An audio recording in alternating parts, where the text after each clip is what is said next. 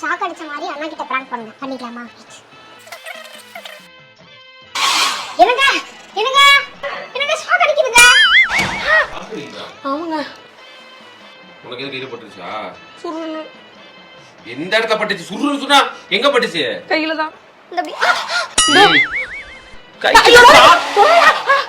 சாக்கடி தெரியுது அப்படியே வச்சுட்டு இருக்க. அடிக்கிறீங்க சொல்றீங்க.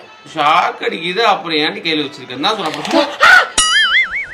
ஷாக் அடிக்குதுன்னா கையில வச்சுட்டு குடுத்தா தானே தெரியும் என்ன ஷாக் அடிக்குது, இதுல ஷாக் அடிக்குதா.